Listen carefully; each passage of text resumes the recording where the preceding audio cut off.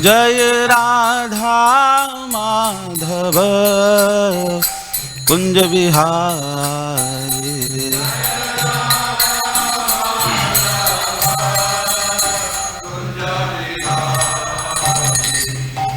जय ओम विष्णुपाद परमहंस परिव्राजकाचार्य अष्टोत्तर शत श्री श्रीमद अभय चरणारविंद भक्ति वेदांत स्वामी जगत गुरु श्रील प्रभुपाद की जय। इस्कॉन फाउंडर आचार्य बीबीटी फाउंडर आचार्य जगत गुरु श्रील प्रभुपाद की जय। जय ओम विष्णुपाद परमहंस परिव्राजकाचार्य अष्टोत्तर शत श्री श्रीमद भक्ति सिद्धांत सरस्वती गोस्वामी महाराज श्रील प्रभुपाद की जय। अनंत कोटि वैष्णव वृंद की जय। नामाचार्य श्रील हरिदास ठाकुर की जय। प्रेम से कहो श्री कृष्ण चैतन्य प्रभु नित्यानंद श्री अद्वैत गदाधर श्रीवासादि गौर भक्त वृंद की जय। ग्रंथराज श्रीमद् भागवतम की जय। निताय गौर प्रेमानंदे Hari Hari. All glories to the assembled devotees, all glories to the assembled devotees, all glories to the assembled devotees, all glories all glories all glories to Shri Shri Guru and Shri Gauranga, all glories to Jagat Guru Srila Prabhupada.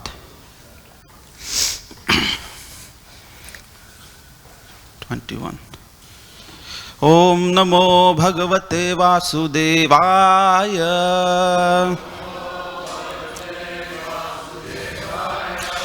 ओम नमो भगवते वासुदेवाय।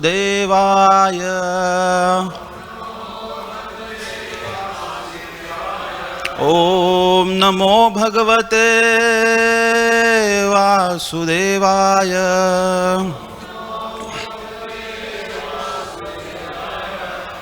नारायणं नमस्कृत्य नरं चैव नरोत्तमं देवीं सरस्वतीं व्यासं ततो जायमुदीरये। नष्टप्रायेषु अभद्रेषु नित्यं भागवत सेवया भगवति उत्तम श्लोके भक्तिर्भवति नैष्ठिकी। कृष्णाय वासुदेवाय देवकी नंदनाय च नंदगोपकुमाराय गोविंदाय नमो नमः। Reading from Srimad Bhagavatam, Canto number 3, Chapter 14, entitled Pregnancy of Diti in the Evening. And text number is 21. Na vayam prabhavas tam tvam anukartum gruheshwari अपि आयुषा वा कार्त्स्न्येन ये चान्ये गुण ग्रंथवतः ग्रंथनवः गुणग्रंथनवः न वयं प्रभवस्तां त्वाम् अनुकर्तुं गृहेश्वरी अप्यायुषा वा कार्त्स्नेय ये चान्ये गुणग्रंथनवः न वयं प्रभवस्तां ताम त्वाम अनुकर्तुं गृहेश्वरी अपि आयुषा वा कार्त्स्न्येन ये चान्ये गुणग्रंथनवः न वयं प्रभवस्तां त्वाम अनुकर्तुं गृहेश्वरी अप्यायुषा वा कार्त्स्न्येन ये चान्ये गुणग्रद्नवः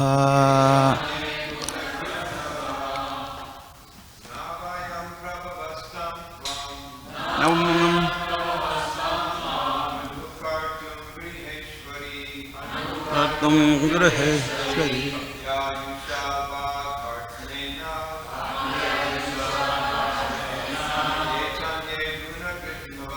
ये चान्ये गुणग्रद्नवः न वयं प्रभवस्तां त्वाम् अनुकर्तुं गृहेश्वरी अप्यायुषा वा कार्त्स्नेन ये चान्ये गुणगुरुद्नवः न वयं प्रभवस्तां त्वाम् अनुकर्तुं गृहेश्वरी अप्यायुषा वा कार्त्स्नेन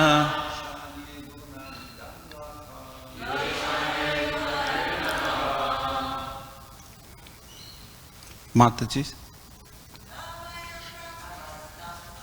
न वयं प्रभवस्तां त्वाम् अनुकर्तुं गृहेश्वरी अप्यायुषा वा कार्त्स्नेन ये चान्ये गुणगृद्नवः न वयं प्रभवस्तां त्वाम् अनुकर्तुं गृहेश्वरी अप्यायुषा वा कार्त्स्नेय ये चान्ये गुणगृद्नवः न वयं प्रभवस्तां त्वाम् अनुकर्तुं गृहेश्वरी अध्यात्मस्वकात्स्नेन ये चान्ये गुणगुरुर्नवः न never vayam we prabhavah are able tam that tvam unto you anukartum do the same Gruha Ishwari, O Queen of the home, Api, in spite of, Ayusha, by duration of life, Va, or in the next life, Katsnena, entire, Ye, who, Cha, also, Anye, others. Gunagradnavaha, those who are able to appreciate qualities. Translation and purport by His Divine Grace Abhay Charnaravinda Bhaktivedanta Swami Jagadguru Srila Prabhupada Ki Jai. Translation. O Queen of the home, we are not able to act like you, nor could we repay you for what you have done. Even if we worked for our entire life or even after death, to repay you is not possible, even for those who are admirers of personal qualities. Prabhupada's purport. So much glorification of a woman by her husband indicates that he is henpecked or is talking lightly in joke. Kashyap meant that householders living with wives enjoy the heavenly blessings of sense enjoyment and at the same time have no fear of going down to hell. The man in the renounced order of life has no wife and may be driven by sex desire to seek another woman or another's wife and thus go to hell. In other words, the so-called man of the renounced order who has left his house and wife goes to hell if he again desires sexual pleasure, knowingly or unknowingly. In that way, the householders are on the side of safety. Therefore, husbands as a class cannot repay their debt to women either in this life or in the next. Even if they engage themselves in repaying the woman throughout their whole lives, it is still not possible. Not all husbands are as able to appreciate the good qualities of their wives. But even though one is able to appreciate these qualities, it is still not possible to repay the debt to the wife. Such extraordinary praises by a husband for his wife are certainly in the mode of joking. Vandeham Shri Guru Shri Yuttapada Kamalam Shri Gurun Vaishnavamscha Shri Rupam Sagra Jatam Sahagana Raghunathanvitam Tam Sajivam Sadvaitam Savadhutam Parijana Sahitam Krishna Chaitanya Devam Shri Radha Krishna Padan Sahagana Lalita Shri Vishakhanvitamscha Nama Om Vishnu Padaya Krishna Presthaya Bhutale Shrimate Bhakti Vedanta Swamin Iti Namine Namaste Saraswati Deve Gauravani Pracharine Nirvishesha Shunyavadi Paschatya Deshatarine Jai Sri Krishna Chaitanya Prabhu Nityananda Shri Advaita Gadadhara Shrivasadi Gaura Bhakta Vrinda Hare Krishna Krishna Krishna Hare Hare Hare Rama Rama Rama Hare Hare. Humble obeisances to Savas Prabhu, Tadit Mataji and all the senior Vaishnavas who are present here.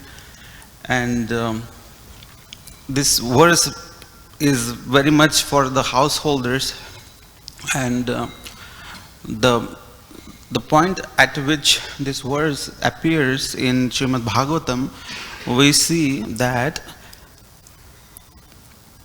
Kashyap Muni and Diti. Kashyap has many wives.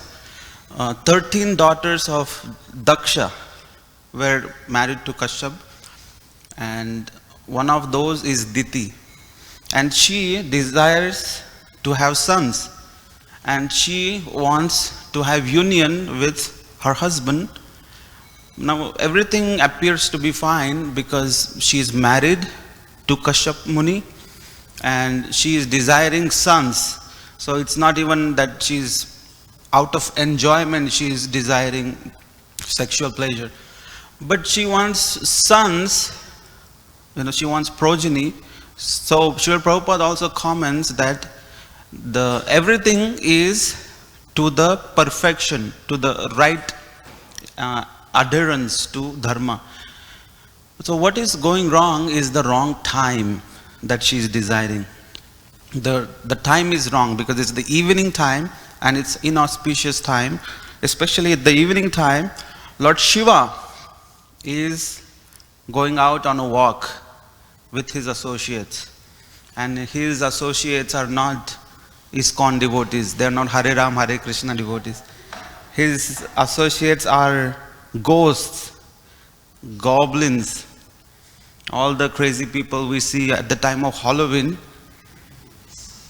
But they are just, the people are dressed like them, but their original forms are with Lord Shiva.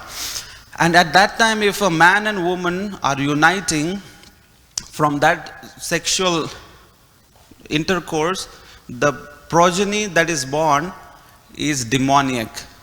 And why? Because Lord Shiva does not like such action at wrong time.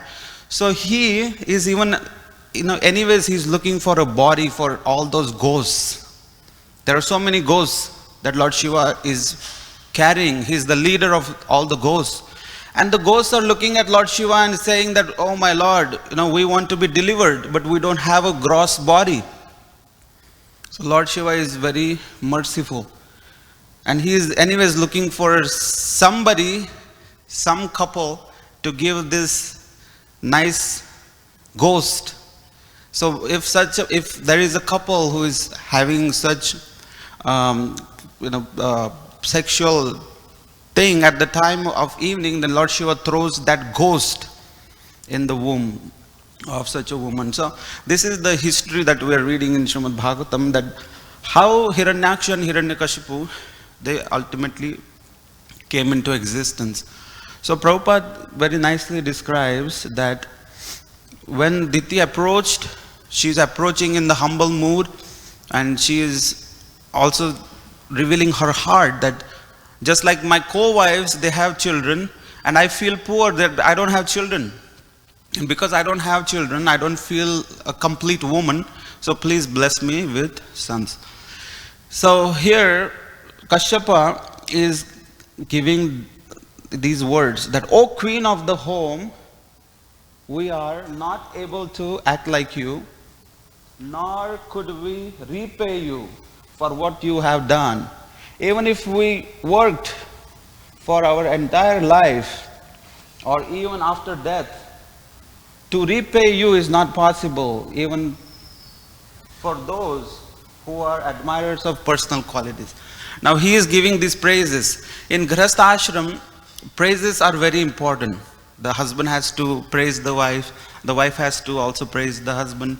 The relationship goes thick and strong, by personal cooperation. And the very basis of Grihastha Ashram is to help each other remain in Krishna consciousness and to strengthen each other, not drag down each other. Not by saying that, oh, why are you doing too much of chanting today? Let's watch a movie. No. Why too much of Hare Krishna? Why are you going to the temple every day? No. Actually, husband should encourage wife, and wife should encourage the husband. So we know the four ashramas, the spiritual categorizations, that the life begins with Brahmacharya ashram. Like Prahlad Maharaj says, Kaumaram acharet pradnyaha dharman bhagavataniha. So he says, he's telling to all his friends that, my dear friends, they are all 5-year-olds. They're very young children. Prahlad Maharaj is saying that the process of Krishna consciousness must begin at the tender age of 5. We should start right now. Actually, we are late. But, his friends are like, we are just beginning our life. We're just 5 years old. But Prahlad Maharaj is saying that don't take life for granted. Don't take time for granted. Everything, will move so fast, and you won't realize that you are old. Or who knows, you will realize that the body is already gone. And then you are repenting that, oh, I could have done so much when I had a nice body. I could have gone to the temple more. I could have associated with the devotees more. I could have chanted more rounds. I could have read more books of Srila Prabhupada. So before that time comes that you are out of body, you are already taken out of the body, and then you are repenting, rather make the most use of your body. Because one day the body will be taken away. It will be snatched with or without your permission. So Prahlad Maharaj is saying beginning is Brahmacharya Ashram. Brahmacharya Ashram means sarvatra maithunastyago brahmacharyam iti uchyate. So through the mind, body and actions, when somebody completely gives up any kind of sexual thoughts, even thoughts, forget about the actions, then that is called Brahmachari Ashram. In the Brahmachari Ashram, one is supposed to completely focus on learning the science of Krishna consciousness under the guidance of an expert spiritual master. And if the base of life is very strong, then the building of life will be very firm, very strong. It will sustain all kinds of hurricanes and calamities. The building will stay intact. So Brahmacharya ashram is the most important ashram that builds the base of our life. So Srila Prabhupada mentions that Brahmacharya ashram is like a fast train to Goloka Vrindavan. It's a fast train.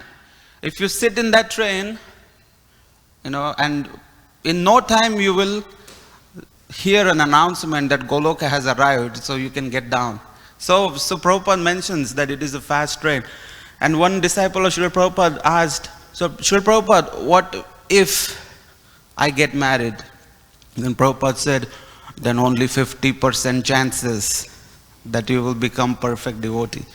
So it is very important that the grihasthas are living as if they're living in the ashram. That's why grihastha ashram, not grihastha life. We don't want to live like ordinary people who take the advantage of the grihastha life and they think it's the license to enjoy. I'm married, I can enjoy. I can go to the movies, I can go Disneyland, I can do whatever I want. I'm married. Actually, Srila Prabhupada mentions that grihasthas, they're like the trunk of the tree. So the tree, we see the roots are the renounced orders. The roots are very important in the society. So if you see the entire society as a tree, then all the roots are the brahmacharis, vanaprasthas, and sannyasis. They are the roots. They're most important. They're the ones who hold the society together. And all the leaves, twigs, and all the branches, they are the society in general, the people in general, materialistic people, all kinds of people. So the thing that connects the people in general with the roots, that's the trunk, that's the most important. So trunk, Srila Prabhupada mentions that grihasthas are like the trunk of the tree. They are the ones who should connect the roots to the branches. So grihasthas have to act like the medium between the renounced order personalities and the people in general. And that's what Srila Prabhupada did when he was living as a grihastha. He would call his god brothers, Bhakti Rakshak Maharaj, or he would call so many of his god brothers who were in renounced order, and he would also invite so many of his friends. He would call people in general. He would arrange house programs. He would arrange big programs in the halls, and he would let his god brothers, sannyasis, brahmacharis, to sit on the Vyasasana and give different classes to all these people. But the funny thing was, Srila Prabhupada was sitting in the audience. Srila Prabhupada is Nitya Siddham. He is the most learned in that entire assembly, but Prabhupada would humbly sit in the audience and he would listen to the talks given by brahmacharis and sannyasis. And sometimes it would happen that Srila Prabhupada was asked, the person on the speaker would say that, oh, Abhay Babu, can you please help me because I am also not able to understand this thing. So Prabhupada would, give the class sitting in the audience, and everybody was like, wow, like this person, he is so learned, he should be the one speaking. And Prabhupada would elaborately speak and explain all the complicated concepts in the spiritual knowledge. So brahmacharis are very important, the renounced order of life. But at the same time, there is a danger that Srila Prabhupada mentions, that if somebody has desire within the heart, for either sex, or if somebody has desire in his heart to accumulate things, then one should not become brahmachari. One should rather humbly accept grihastha ashram and take life from there. Find a nice wife, and then the husband and wife can work together. In Srimad Bhagavatam, it is very nicely described that grihasthas can live happily together in this world, and they can help each other progress in Krishna consciousness, and at the end of the life, they can go back to Godhead, to Vaikuntha together. Yapatim hari bhavena Bhajet Shrir Iva Tatpara Haryatmana Harer Loke Patya Shrir Iva Modate. The Srimad Bhagavatam describes that if the wife is humbly and very nicely serving the husband, and the husband is also very nicely, taking care of the wife, and such grihastha ashram within this world is like Lakshmi Narayan. And such a beautiful couple, at the end of their life, they will go to Vaikuntha together. Haryatmana. The husband has to be completely surrendered to Shri Hari. And then the wife is also under the care of such a nice husband. Haryatmana, Harer Loke. They will go to the abode of Shri Hari. Patya Shrir Eva Modate. And such a good wife will enjoy in the Vaikuntha planet just like Mother Lakshmi enjoys in the Vaikuntha planet with Shri Hari. Such a beautiful verse in Srimad Bhagavatam. So brahmacharis, they also have to be humble. And if they find themselves that, we need to move on, then they should have the courage to also humbly accept grihastha ashram.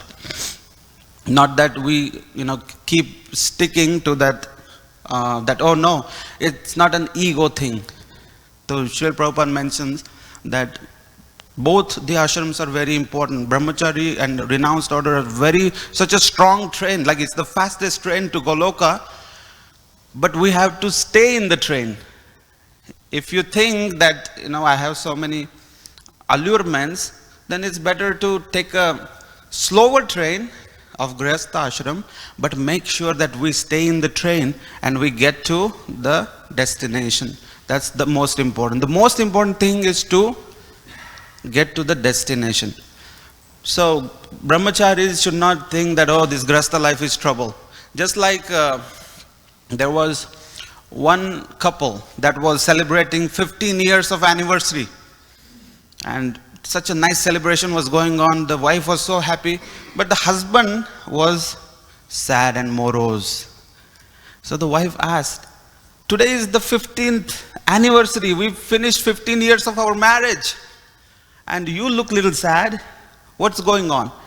So the husband said that, when we got married, your lawyer father, he took me on the side and said, if you don't get married to my daughter, then I'll put you in jail. I'll put a case on you of, fraud. And I'll put you in jail, and you'll be in jail for 15 years. So then the wife asked, why are you sad today? Because today is the 15th year. I would have been a free man today. So this is not the reason. She should not be our mentality that, I'm accepting grihastha ashram just because it's a burden, it's like a social etiquette, or my mother and father, they're bugging me so much, they need grandchildren, I'm doing it for them, or I'm doing it for somebody else. No, it's what is the best thing for me. It is the best thing. How can I serve my spiritual master?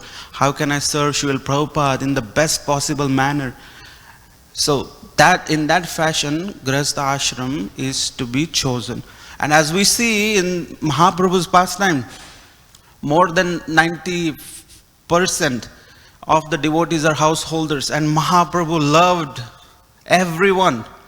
Mahaprabhu loved his grihastha, so many of the followers, and almost all of them were grihasthas. One time when Govinda Ghosh Prabhu, who was serving Chaitanya Mahaprabhu, as a personal servant, when Chaitanya Mahaprabhu would go different homes, he would sing and dance and chant.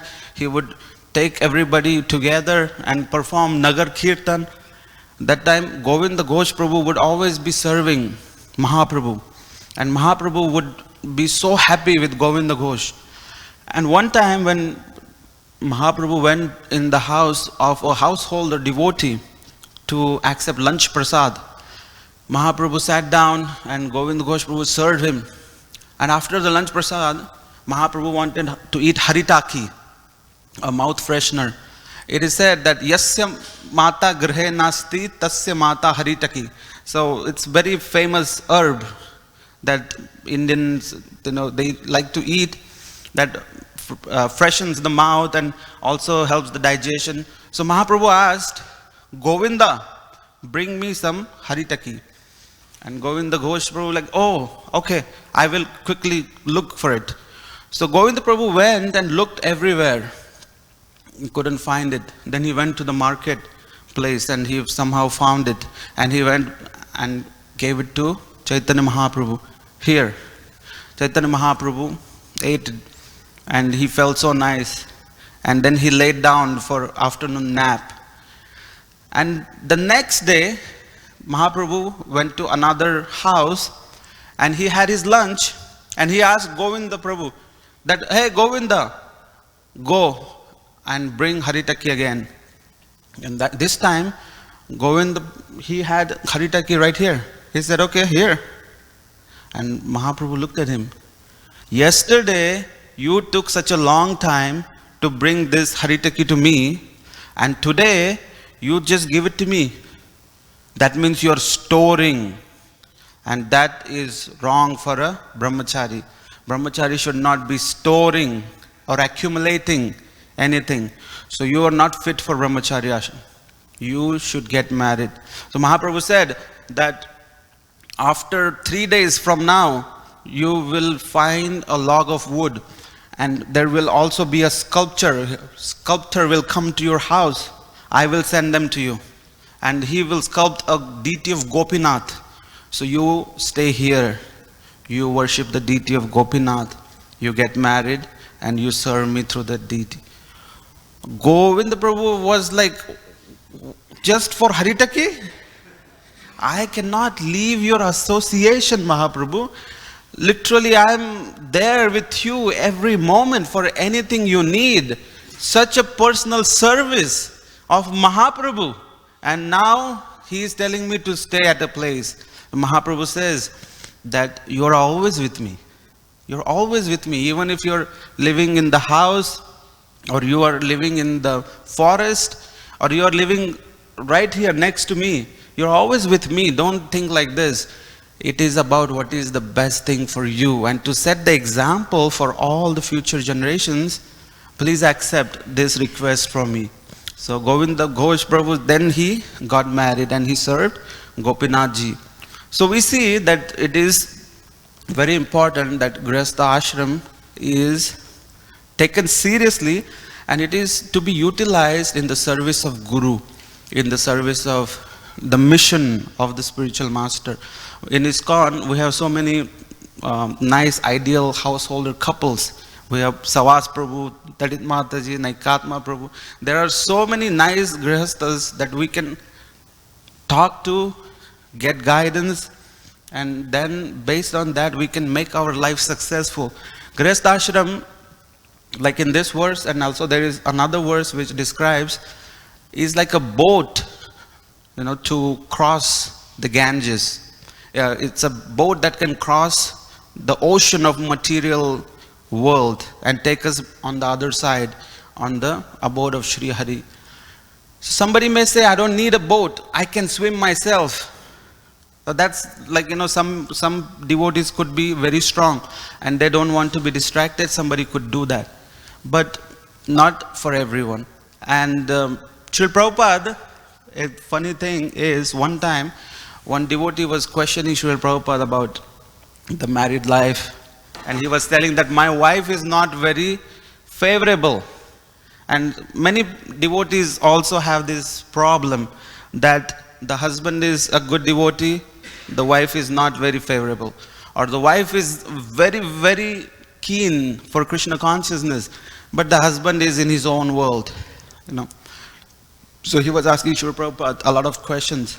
Srila Prabhupada listened to everything, and Srila Prabhupada said, if your spouse is favorable to Krishna consciousness, then you make a rapid advancement in Krishna consciousness.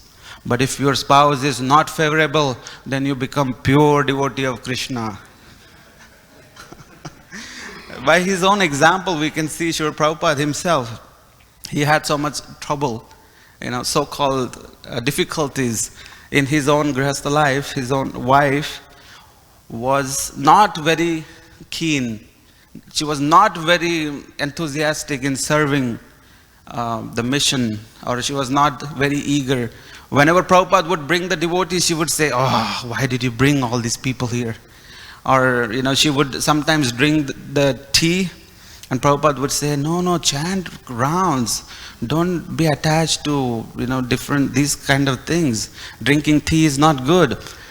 One time, Srila Prabhupada, when he caught her drinking tea, he asked, "Where did you get the money?" Because Prabhupada was even hiding the money that she doesn't go get the tea. And she said, "I just sold some of your manuscripts. Some books I found, I sold them." And Prabhupada was like, "No, how could you do that? Those books is my life and soul. I'm writing these books, not just for a few people. These are going to be the books forever, for at least next 10,000 years. These are the books. These are like the law books. People are going to carry them. There will be millions of people who will be reading these books, and you sold my manuscript for this tea." So Prabhupada asked her, "Today you have to tell me, it's either tea or me." And she sternly said, "It's going to be tea."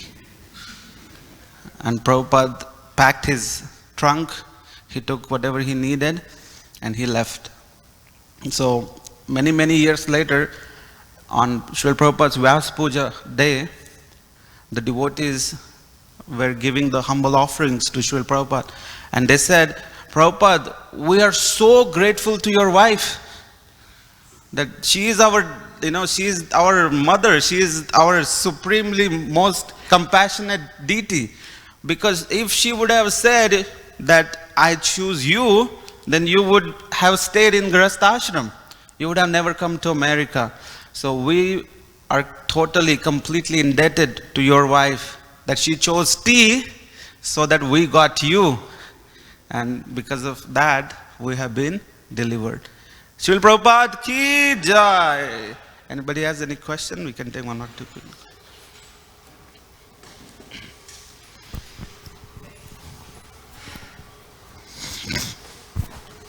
Hare Krishna. Hare Krishna. Prabhu, in other religious traditions, they teach, or their followers, they believe that when they, husband and wife and the whole family, will have a place in the heavens. And some other ones also more or less in that line. But one time, someone can correct me if I'm wrong, in the time of the Beatles, I think Yoko Ono asked to Prabhupada that is the husband and wife will be together, and Prabhupada didn't Prabhupada didn't make any emphasis. Maybe that was because they're not really serious or whatever. Yeah. But now, when you mention something that is in the Srimad Bhagavatam, we don't really usually find so many quotes like that. Because we have a different take on that. But can you explain a little bit more about that? Srila Prabhupada described this to John Lennon, right? He had a girlfriend, Yokohama. Yoko Ono. So he had a girlfriend, right, or wife. Then he asked Prabhupada, and Prabhupada said that time that, it's not like that. Once we're dead, you go your way and she goes her way. Because Prabhupada saw that they were not maybe following everything, and everything was not as per the standards.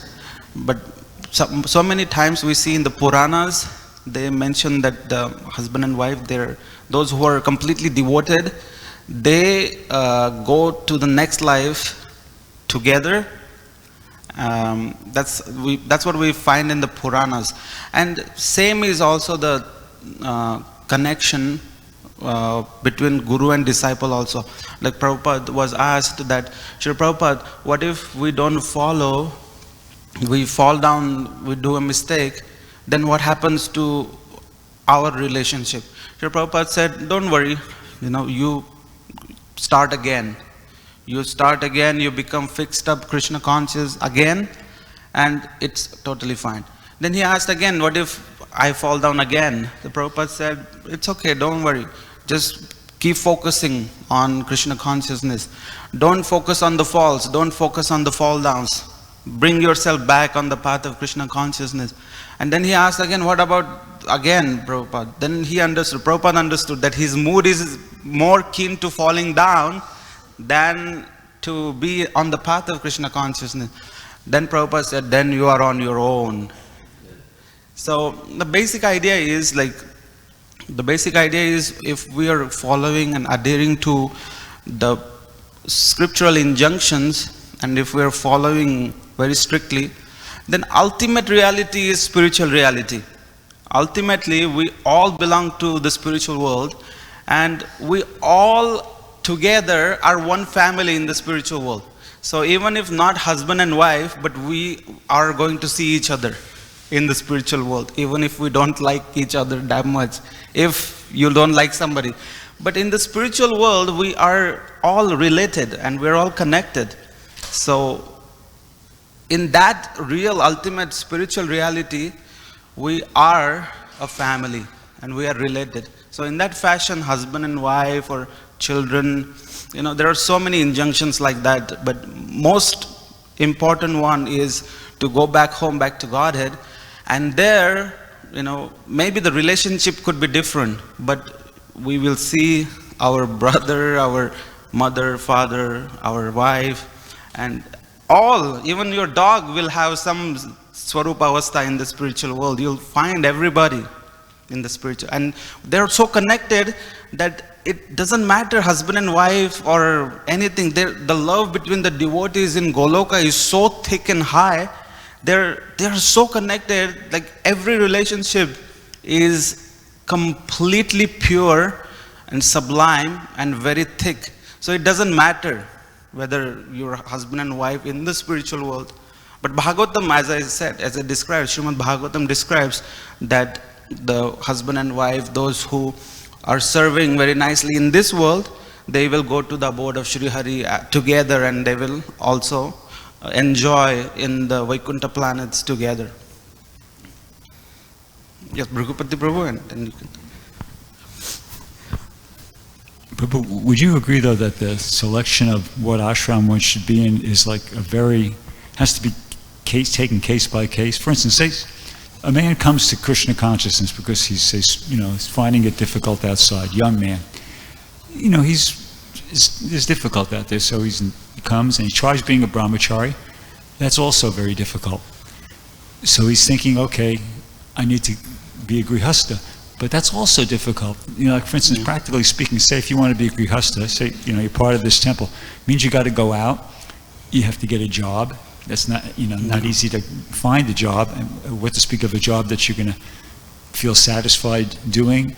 All of a sudden you have all these responsibilities. For instance, getting money, apartment, wife, that's also hard. So it would seem to me that might be, well, what should that person do? Yes, it's hard to be a brahmachari. It's hard to be a grihastha. It would almost seem to me that there's certain people that, despite the fact that they're being agitated by sex desire, it might be better for them to just tough it out. Yeah. So the point is, if your psychophysical nature is suited for brahmachari ashram, then for you grihastha ashram is the most difficult. It's like you're a mismatch. And if somebody's psychophysical nature, by nature if somebody is grihastha, if such a person is put in brahmachari ashram, then he'll be miserable. So it's very easy to understand that based on what our psychophysical nature is, taking guidance from the senior devotees and guru and taking the guidance, we can choose the right ashram. And also, like you said, brahmacharya ashram, there will be so much impulse. Like everybody has to perform austerity, whether it's brahmacharya ashram or grihastha ashram. That not that only brahmacharis are suffering from the sex impulse. No, everybody is suffering from that. And grihastha ashram is even more difficult because, like you said, you have to take so much responsibility and you have to make sure you're on the right track. It's like you are driving from here to San Francisco. Driving alone, you just put the address, GPS ISKCON of San Francisco, and you drive alone. But if you're taking a wife, 3 children in the back, they are going to start saying that, oh, we want to stop at the gas station. Oh, look, Daddy, there is Disneyland. Or look, Daddy, there looks like some circus. Let's make a quick stop.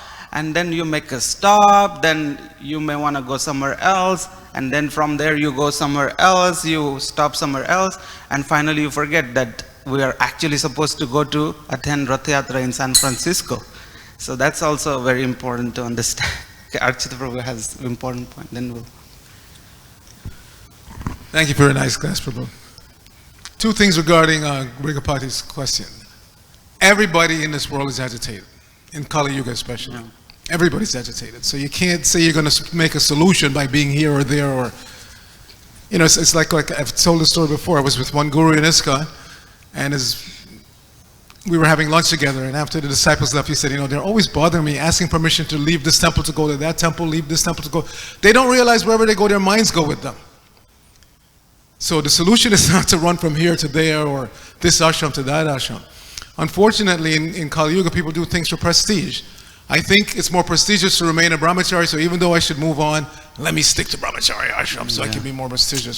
So Prabhupada said, a grihastha who can live and follow the principles with a wife is better than a sannyasi. He said the sannyasi is famous because they are renounced, and they renounce everything. But if you can stay in the grihastha ashram and follow the principles properly, you're better than a sannyasi because you're living next to the fire without getting burned. Yeah. So there's no question of prestige, this ashram or that ashram. Therefore, in the Vedic culture, the brahmacharis, again, because everything was family-centered, it was understood that the parents want the son to get married. So the son would make a vow to the guru at the time of initiation, I will remain a brahmachari for X amount of years, and then move on.